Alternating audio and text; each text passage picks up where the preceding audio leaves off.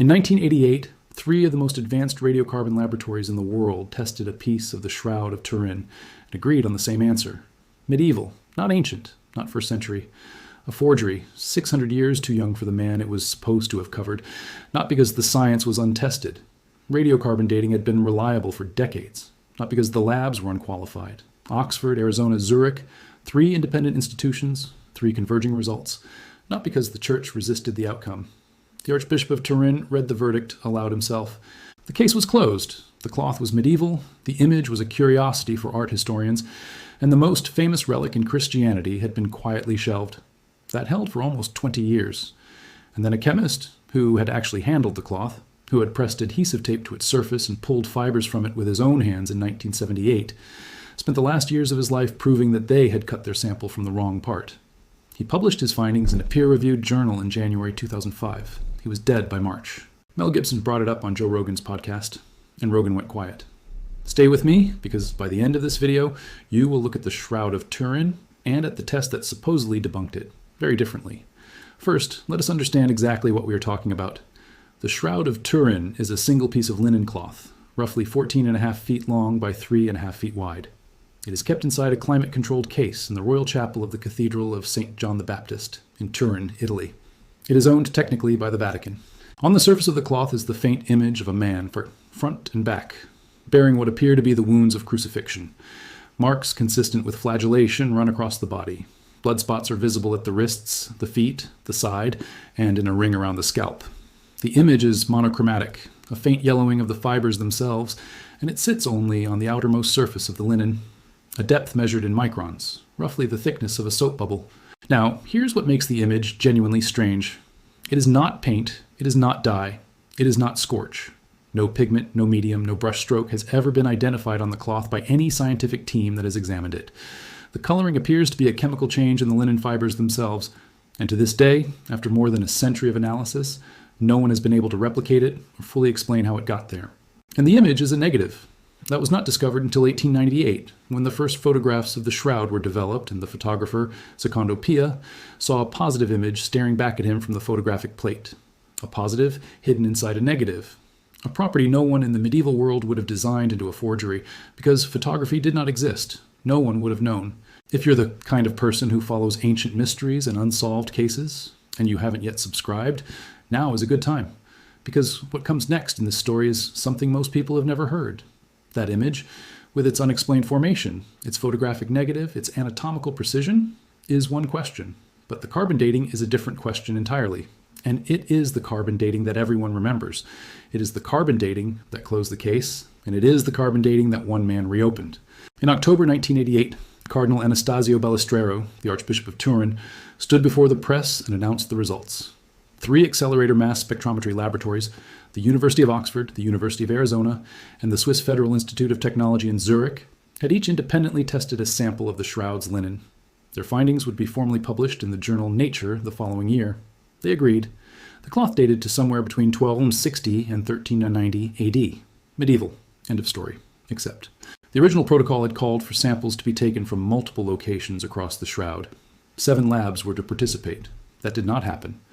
What actually happened was that a single strip was cut from one corner of the cloth, the lower left edge, near an area known as the Rise Corner, named after the Belgian textile expert Gilbert Rise, who had taken a sample from the same region in 1973. One strip, one corner, divided into pieces and distributed to 3 labs. The 7 were reduced to 3. The multiple sample sites were reduced to 1. All 3 labs tested material from the same location on the cloth. Pause on that for a moment. The most important dating test ever performed on the most studied piece of cloth in human history drew its entire conclusion from a single spot. At the time, it did not matter. The scientific community accepted the result. The Vatican accepted the result. The press accepted the result. The shroud was medieval, the conversation was over, and most of the researchers who had devoted years to studying the cloth simply moved on. One man did not. His name was Raymond Rogers. He was a fellow at the Los Alamos National Laboratory in New Mexico. Not a theologian, not a priest, not a man driven by devotion, a thermal chemist with decades of experience in the analysis of materials, including work on explosives for the U.S. government. In 1978, he had been appointed Director of Chemical Research for the Shroud of Turin Research Project, known as STIRP, the only team of scientists ever granted direct, hands-on access to the cloth for testing. Over 5 days in turn, the STURP team ran the shroud through every non-destructive test they could arrange: X-ray fluorescence, ultraviolet photography, infrared spectroscopy, microscopic fiber analysis. They worked around the clock. Rogers pressed 32 adhesive tape samples onto the shroud's surface and collected fibers for future analysis, fibers he would store carefully in his home in New Mexico, unsure when he would need them again. And here is where it becomes genuinely important to understand who Rogers was. He was not a believer. After the 1988 carbon dating result, he accepted it. He told colleagues the shroud was medieval. He was, by his own account, irritated when other researchers challenged the radiocarbon date. He considered the case settled. What changed his mind was his own data. The story resurfaced in front of millions of people in January 2025, when Mel Gibson sat down with Joe Rogan on episode 2254 of The Joe Rogan Experience. Gibson, who had spent years researching the shroud for a film project, described the carbon dating and what he called its central flaw, that the labs had tested material from a section of the cloth that had been repaired. He described a medieval mending job: cotton fibers woven into a cloth that should be pure linen, a corner that was chemically different from the rest of the shroud. Rogan, who was rarely without a response, went quiet. He leaned back. Then he turned to his producer, Jamie, and asked what the latest research said. Because what Gibson was describing didn't sound like conspiracy talk. It sounded like a real problem with a real test. And the answer, even from a quick search pulled up in the studio, was that the science was genuinely split. Researchers on one side, researchers on the other, and the cloth itself locked in a case in Italy, unavailable for new testing. Gibson pressed the point. He said the image itself was unexplained. Not paint, not dye, not any technique anyone has been able to identify. Rogan's response was the one that most viewers remember. He said it was one of the strangest things he'd ever looked into. And then he sat with it. And that reaction, that pause, matters more than it might seem. Because what Gibson was describing is not speculation. This is not a fringe claim. It is what a peer-reviewed paper in a respected scientific journal reported in 2005, authored by a fellow of Los Alamos National Laboratory, based on chemical analysis of the actual fibers. Rogers found cotton. That alone should make you pause. The Shroud of Turin is a linen cloth. Linen is made from flax. Cotton has no business being there. And yet, in the fibers taken from the carbon dating sample area, and only from that area, Rogers found cotton fibers interwoven with the linen, a blend that does not appear anywhere else on the cloth. Nowhere else, only in the corner they cut from. But it does not stop there. Rogers found a dye. The cotton fibers in the sample area had been colored to match the surrounding linen. Someone, at some point, had repaired that corner of the shroud and dyed the new material to make the mend invisible. This is not a controversial claim. It is a well-documented technique known as French reweaving, used by textile restorers for centuries, and the shroud had suffered badly. It survived a major fire in Chambéry, France, in 1532, during which molten silver from its reliquary burned through the folded cloth. Nuns from the Poor Clares repaired it afterward, patching holes and reinforcing weakened sections. The only question that matters for the carbon dating, is whether the strip that was cut in 1988 came from original cloth or from a repaired section. Rogers found the answer in his fibers, and two other researchers, Joseph Marino and Sue Benford, working independently, had arrived at the same conclusion from a completely different direction, using textile analysis rather than chemistry. They had no contact with Rogers. They reached the same result. Rogers initially dismissed their work. He pulled out his own 1978 tape samples specifically to prove them wrong. His own samples proved them right. Now, let's talk about the vanillin, because this is the chemistry that changed the entire conversation. Vanillin is a chemical compound found naturally in the lignin of flax fibers, the raw material of linen. Over time, vanillin degrades. It disappears at a calculable rate that depends on temperature. The older the linen, the less vanillin remains. A medieval cloth, say 700 years old, would still retain significant levels of vanillin. A cloth from the 1st century would have lost all of its vanillin entirely. By Rogers' calculations, a medieval cloth, say from the 13th century, should have retained roughly 37% of its original vanillin by 1978, the year his tape samples were taken. A cloth from the 1st century would have none. Rogers tested fibers from the main body of the shroud, the undisputed original linen, far from any repair, far from any edge. No vanillin? Zero. Rogers tested fibers from the carbon dating sample area. Vanillin present. Same cloth, two different chemical ages. The main body of the shroud had lost all its vanillin, a profile consistent with linen that is between 300 and 3,000 years old. The sample area still retained vanillin, consistent with a medieval edition. The data showed two different ages because they were, in fact, two different materials. Think about how strange that really is for a second. The three labs all got the same date in 1988, Their science was fine, their instruments worked correctly. Their methodology was sound, but they were dating the patch, not the cloth. Rogers published his findings in the journal Thermochimica Acta in January 2005. The paper is titled Studies on the Radiocarbon Sample from the Shroud of Turin. It passed peer review. It appeared in a journal on whose editorial board Rogers himself had served since its founding issue in 1970. His conclusion was precise and specific. The 1988 radiocarbon sample was chemically distinct from the main body of the shroud and could not be considered representative of the original cloth. The data showed a cotton-linen blend in the sample area, but not elsewhere.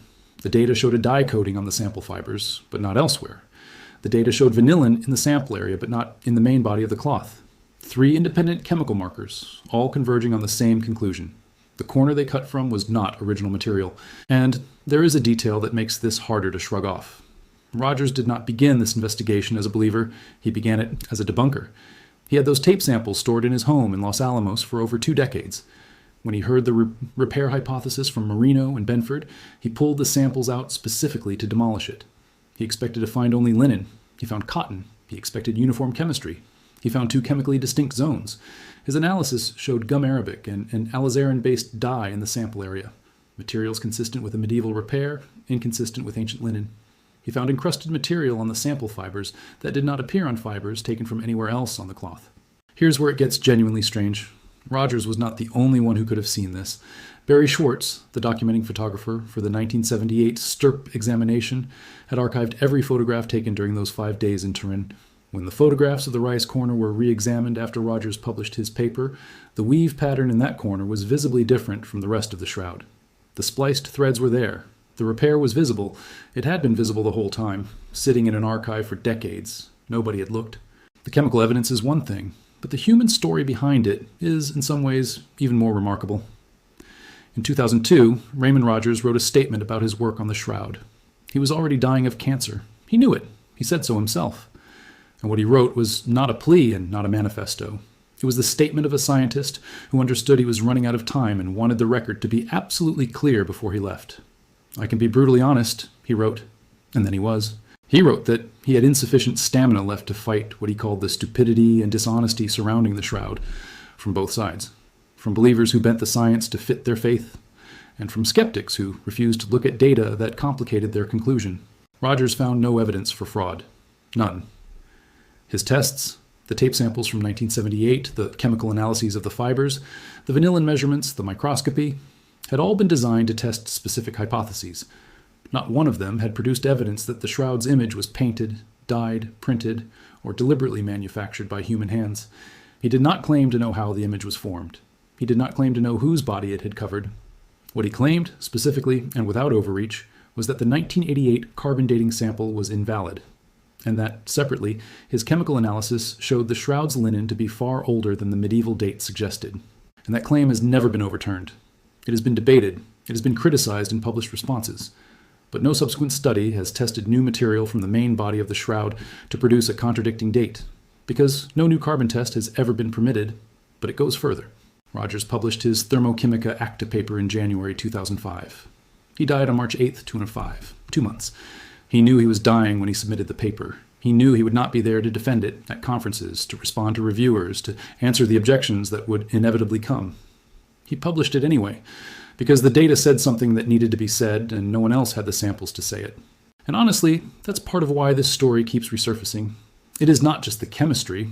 It is the image of a man working from his home in Los Alamos, testing fibers under a microscope, while his own body was failing, because his data would not let him stay silent. He was not trying to prove the shroud was holy. He was trying to prove the test was wrong, and he had the evidence. Now we come to the detail that, perhaps more than any other, makes this case genuinely difficult to categorize. Rogers did not overreach. That is what separates his work from almost every other claim that has ever been made about the shroud, in either direction. He did not say the cloth was 1st century. He said the vanillin data were consistent with a cloth between 300 and 3,000 years old, but he specified that the measurement was an estimate, not a definitive date. He did not say the cloth was the burial cloth of Jesus. He said something far more careful than that, and far more devastating to the mainstream position. The most extraordinary statement Rogers made was not in his paper. It was in an interview given from his home not long before he died. "I cannot disprove that this cloth was the burial shroud that was used on Jesus." Pause on that for a moment. A fellow of Los Alamos National Laboratory, a man who had spent decades as a chemist for the U.S. government, a man who had started out convinced the shroud was medieval, looked at his own data and said he could not rule it out. The chemistry said it was a real shroud, a genuine burial cloth, with real blood, made with technology consistent with first century practice. But he also said something else, and this is what most people never hear. It's a shroud from the right time, but you're never going to find out through science if it was used on a person named Jesus. That is what intellectual honesty sounds like. Rogers held the line between what his instruments told him and what they could never tell him. Chemistry could determine the age of the cloth. Chemistry could confirm the blood was real. Chemistry could identify the manufacturing technique. What chemistry could not do, what no instrument ever built could do, was name the dead. What the shroud is communicating beyond the chemistry, if it is communicating anything at all, Rogers left unanswered. He was at peace with the silence. So here's the real question at the center of all this. If Rogers was right, why not test it again? This is where intellectual honesty matters more than dramatic storytelling. Not everyone agrees with Rogers. Not everyone accepts that the sample was compromised. And the strongest version of the counterargument does not come from internet skeptics or cable television debunkers. It comes from a serious historian. Andrea Nicolodi, professor of history of Christianity and the churches at the University of Turin, published an extensive analysis in the Biblical Archaeology Review in August 2026, arguing that the shroud is medieval and that the sample contamination argument is, ultimately, a distraction from a more fundamental problem. Nicolodi's case is historical, not chemical. He traces the shroud's documented history to approximately 1355, when it appeared in a small church in the village of Lirey in France. 2 local bishops immediately denounced it as a forgery. The Pope at the time forbade the faithful from venerating it as the authentic shroud of Christ. No mention of Jesus' burial cloths appears in any historical record before the 6th century. Multiple shrouds surfaced across medieval Europe, each claiming to be the real one, and most of them have since been dated to the Middle Ages. Nicolodi does not deny that Rogers found anomalies in the sample area. His argument is that even if the 1988 sample were compromised, the historical and documentary evidence already points to a medieval origin, independently of any chemical test. The cloth appeared from nowhere in 14th century France with no provenance, and was denounced as a fraud by the people who first saw it. That is not folklore. That is the documentary record. Every one of these elements can be addressed individually. Any single piece of evidence, the carbon date, the documentary record, the vanillin data, the image formation, has a possible explanation that keeps the shroud firmly in the Middle Ages. But all of them together, the unexplained image, the real blood, the vanillin depletion across the main body, the anomalous chemistry at the sample site, the manufacturing technique consistent with first century practice, the anatomical precision that no medieval artist has been shown to replicate. That is a different kind of question. And it is a question that could be answered if someone were permitted to take a new sample from the main body and run a modern carbon date. No one has been permitted. Now step back and look at the full picture. The 1988 test drew its conclusion from a single strip taken from a single corner. A chemist from Los Alamos found cotton, dye, and vanillin profiles in that corner that do not match the rest of the cloth. He published his findings in a peer-reviewed journal and died 2 months later. A Hollywood actor brought the findings to the most listened-to podcast in the world, and the host went silent. A historian at the University of Turin responded with an exhaustive countercase grounded in medieval documentation. And through all of it, through nearly 40 years of publication, counter-publication, and public argument, no one has been allowed to take a new sample from the main body of the shroud and run a second test. The cloth has not been publicly displayed since 2015. No physical ostension was held during the 2025 Jubilee, despite widespread expectation. None is scheduled for 2026 or 2027. The shroud sits in its sealed case in Turin, and the Catholic Church, which owns it, has not permitted new carbon dating. Rogers himself said it plainly, near the end of his life: competent scientific efforts to understand the shroud have a bleak future, because in his assessment, the Church would never allow another series of tests. That is what we are left with. A single test from a single corner that may or may not have been representative. A chemist who said it wasn't, a historian who says it doesn't matter, and an institution that could settle the question tomorrow. With a single strip of linen from the center of the cloth sent to a modern lab.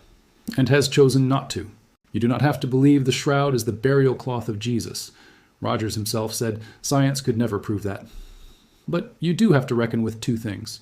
First, that the one test everyone points to, the test that supposedly closed the case in 1988, may have been measuring the wrong thing entirely. And second, that the man who proved it was not a pilgrim, not a priest, not a man with a theological agenda. He was a government chemist, a skeptic by training and by temperament, dying of cancer in a small house in New Mexico, racing to finish his last paper before his body gave out, because his data would not let him stay quiet, and his conscience would not let him simplify. If this changed the way you think about the Shroud, or about how a single test can close a case that maybe shouldn't have been closed, subscribe, because this is the kind of story we keep coming back to.